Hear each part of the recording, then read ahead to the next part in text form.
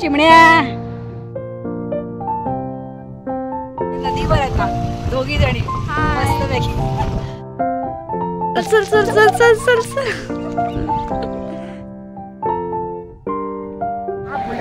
लागला कपडाला की भारी वाटतं ना एकदम मस्त.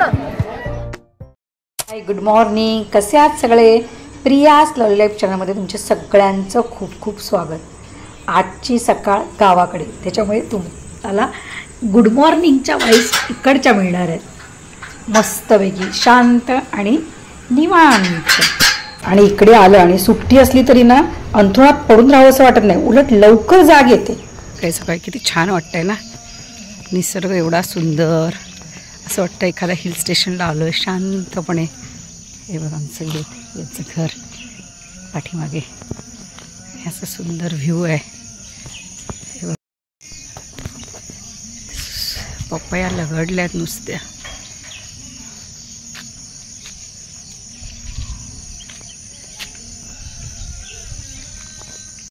असेल का मी सारखी गावाला पळते, कुठे दुसरीकडे जायची गरजच नाही. इथं आलं इतकं छान वाटतं ना. सकाळी उठलं की छान राऊंड मारायचा, मस्त हिरवंगार दिसतं नजरेला. उन्हाळा असो की पावसाळा असो हे सगळं असंच असतं.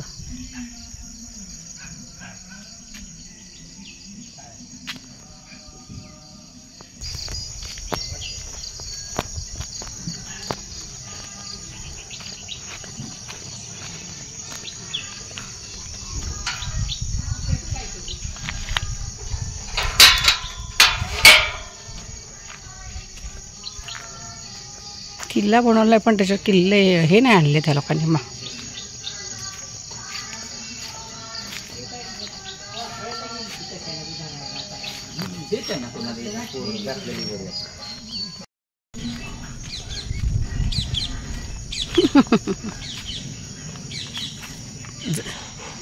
उरणार आहेत का फुलं? काय हो, पपया बघा बाहेर किती. आणि नेहमीप्रमाणे अहोंना शांत बसत नाही, काहीतरी काम करायलाच हवं किंवा काहीतरी काम काढायला हवं. तर फुलं उरली होती गोंड्याची, आता ती बघा गेटच्या वरती ते बाण आहेत त्याच्यावर लावतात आहेत. नवीन काहीतरी वेगळं. आणि ना त्यांना खरं तर गावाला कायमचं राहायला आवडणार आहे, पण ते मजबुरीने शहरामध्ये राहिलेले आहेत. काय करणार? हे बघा इथे पण त्यांनी त्या टोकांना लावलेत. दिसतंय तर खरं छान सुंदर वाटतंय. मलाही आवडली ही कल्पना. शहरात आपल्याला अंगण असतं नसतं, दारासमोर छोटीशी जागा असते, पण इथे बघा मोकळं मुक्त अंगण, मुक्त वरांडा. कितीही रांगोळी काढा, काहीही करा. हे बघा मस्त निवांत बसले. हा जो निवांतपणा आहे ना हा महत्त्वाचा असतो मध्ये मध्ये आपल्याला फ्रेश होण्यासाठी. आणि आता मी निघाली आहे माहेरी. सासर झालं एक दिवस, आता माहेरी एक दिवस. आता माहेरी आली आहे आज. मस्त वाटतंय फ्रेश. इकडे आलं की कुठच्या कुठे थकवा निघून जातो. ओ हो चिमण्या, कसा आहेस चिमण्या? हो मोठा झालाय बाबा. चल तिकडे चल बघूया. ये इकडे. ते बघ म्हणजे हा नवा मेंबर ॲड झाले आमच्या घरात. चावतो कुठे चावतो कुठे चावतो कुठे? काय आत यायचं नाही, बाहेरच. No entry no entry. त्याला आवाज फुटतोय आता, गुरगुर गुरगुर करतोय. भुकतो. भावाचा मुलगा फटाके उडवताना भाऊ त्याला सांभाळायला गेला वाचवायला, तर त्याचाच हात भाजला. कसलं भाजलंय रे बाबा. पाऊस आला पाऊस. आई बघा सगळी मंडळी, आत्याचे 2 मुलगे, मिस्टर, त्यांच्या मुलांची मिसेस, त्यांची मुलं सगळी बघा आली ना की ह्या जुन्या घरातच येतात आणि सगळे मस्त गप्पा रंगतात. तर ते लोक आता निघालेत. आले होते भेटायला वडिलांना, भावाला, आणि सगळे एकत्र सुट्टीनिमित्त वेगवेगळ्या ठिकाणी सगळ्यांना नातेवाईकांना भेटतच आले होते. छान फराळ केला. हा म्हटले तर राहिले नाही, सण आहे ना आता. मी चाललोय नदीवर आहेत ना दोघी जणी मस्तपैकी. New scooty, new driver. मला भीती वाटते. पूर्ण विश्वास ठेवलाय तिच्यावर मी. दर्शन घ्यायला चालू आहे जुन्या गावात म्हणतात. माहेरी आले ना मी, तिथे मठ आहे, त्या मठात दर्शन घेणार आणि थोडं नदीच्या ब्रिजवर जाऊन फेरफटका मारला. पूर्वाच्या नवीन स्कूटीवर मी आज पहिल्यांदाच बसले. छान चालवली तिने. हा आहे नावजी महाराजांचा मठ. आमच्या आजी आजोबांनी यांना बघितलं होतं, आम्ही नाही बघितलं. आणि हा जो मठ आहे या मठाला आमचं जे घर जुनं या जुन्या गावात जे होतं त्या घराची जागा दिलेली आहे. बऱ्याच जणांनी दिली आहेत. 2-4 घरांच्या जागा या मठासाठी दिलेल्या आहेत. तर ती पण एक आठवण. आणि दरवर्षी या मठामध्ये पारायण होतं. पारायणानिमित्त जेवण दिलं जातं. म्हणजे आपल्याच भावकीतून आमचे चुलत बंधू आहेत त्यांच्याकडून.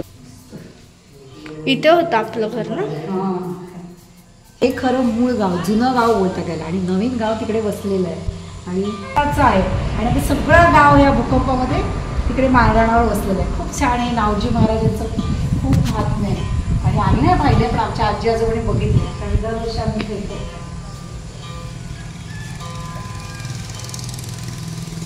काय वाटतं ना, बाजूलाच कोयना नदी आहे. मठात दर्शन घेऊन आम्ही आलो आमच्या कोयना नदीच्या पुलावर. कोणी नव्हतं. एकदम शांतता. एखाद दुसरी गाडी येत जात होती. आणि संध्याकाळचा मावळतीचा सूर्य आणि ते सूर्यास्ताचं ते दृश्य, त्याची ती मावळतीची किरणं आणि पाण्यावर पडलेली ती मावळतीची किरणं बघताना खूप छान वाटत होतं. असं वाटत होतं इथून हलूच नाही. छान तिथे आम्ही फिरलो, दोघींनी गप्पा केल्या, रील्स केले. कारण कोणीच नव्हतं. मस्तपैकी आम्हाला अशी संधी कुठे मिळते निसर्गाच्या सानिध्यात. माझे तर 4 भिंतीच्या आतच सगळे रील्स वगैरे शूट असतात. मच्छी पकडायला तिकडे या साईडला. काय वाटतंय ग, खाली कसे गेले लोक काय माहिती. आपण गेलो तसं ना. तिथूनच गेलेलो आपण. हो ना, इथूनच तिकडे गेलेलो. सुंदर प्रति. मन काही भरत नव्हतं. या बाजूने त्या बाजूला, त्या बाजूने या बाजूला असं फिरतच होते मी. ही आहे आमची कोयना नदी. आणि इतकी शांतता आहे ना, असा निवांतपणा मला कधीच मिळाला नाही. आणि मस्त रील करायला इथे आलोय. मस्त फोटोशूट केलं, रील केलं. आणि घरून फोन यायला लागले, कुठे गेले या दोघी, चल पूर्वा निघूया लवकर लवकर. चल चल चल चल चल चल. चल चल म्हटली ती, तरी पण मी पुन्हा म्हटलं थांब जरा 2 मिनटं. आता लवकर काही यायला मिळणार नाही. आणि हो, आता इथून आजची रात्र माहेरात राहणार आणि उद्या सकाळी मी पुन्हा सासरी जाणार आहे. कारण आम्हाला जायचं आहे आता कोल्हापूरला. आता आम्ही आलो आमचा कुलस्वामी श्री ज्योतिबा यांच्या मंदिरामध्ये. सगळी फॅमिली आली आमची. चला आता आपण ज्योतिबाला जाऊया. ज्योतिबाच्या नावानं चांग भलं, चांग भलं रे देवा, चांग भलं रे. बरीच वर्ष मी कुलस्वामीला आमच्या ज्योतिबाला आले नव्हते. पूर्वी आम्ही दरवर्षी यायचो, पण कोविडपासून जवळजवळ 5-6 वर्ष मला येण्याचा योगच येत होता. मी दरवेळेला ठरवायचे नाही काही ना काहीतरी व्हायचंच. पण ह्या वेळेला म्हटलं नाही, काही झालं तरी जायचंच. आणि आज सगळे मिळून आम्ही आमच्या कुलस्वामीच्या दर्शनाला आलो आहे. सासू यात थोड्या थकल्यात, त्यांना चालायला वगैरे थोडा प्रॉब्लेम होतो. पण त्यांनीच सांगितलं होतं आपण सगळे मिळून जायचं. म्हटलं हां जाऊया. आणि शेवटी तो योग आला आणि आली आता ज्योतिबाच्या मंदिराची ही जी कमान आहे. इथे आलं ना की खूप बरं वाटतं. प्रत्येक फॅमिलीचा एक कुलस्वामी असतो कुटुंबाचा, त्याचं दर्शन दरवर्षी घ्यावं असं म्हणतात. आणि आम्ही हा दख्खनचा राजा ज्योतिबा याच्या दर्शनासाठी आता पोचलो. सगळं हार फुलं वगैरे सगळं घेतली. माणसांची खूप गर्दी होती. तर आता म्हटलं किती वेळ लागतो किती नाही.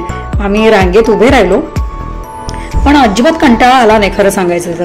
कारण ना त्यांनी आता थोडंसं जरा वेगळी सिस्टीम केली आहे. जाण्याचा आणि येण्याचा मार्ग वेगळा. पूर्वी थोडं वेगळं होतं, त्याच्यामुळे सिंगल लाईनमध्ये छान वाटलं उभं राहताना. आणि वेळ कसा निघून गेला ना तेच कळलं नाही. म्हणजे पूर्वी असं रांग बघितली की भीती वाटायची, म्हणून एकदम मन शांत झालं, प्रसन्न वाटलं. सगळेजण व्यवस्थित रांगेने जात होते. आणि छानपैकी ज्योतिबाचं म्हणजे काय म्हणतात ना दर्शन झालं. एक गुलालाने माखलेला सगळा परिसर. आणि लोकांना पर्वा नसते, अंगावरती सगळीकडे गुलाल उधळत असतो, कपडे आपले गुलाबी होतात, पण त्याच्यात एक समाधान असतं. ज्योतिर्लिंगाचा तो कलश आणि ते दर्शन घेतल्यानंतर मनात जी मनशांती मिळते ती वेगळीच. गांधीचा अवतार आहे. फायनली दर्शन झालं. 1.5 तास रांगेत उभं राहिलं, पण मनसोक्त दर्शन झालं. बरेच वर्ष मी आली नव्हती. तर हा गुलाल लागला कपडाला की इतकं भारी वाटतं ना, एकदम मस्त. माझ्या चेहऱ्यावर एवढी प्रसन्नता आली, मला काय आत्मिक समाधान लाभलं कुणास ठाऊक. पण माझं खूप वर्षापासून राहिलं होतं हे दर्शन घ्यायचं.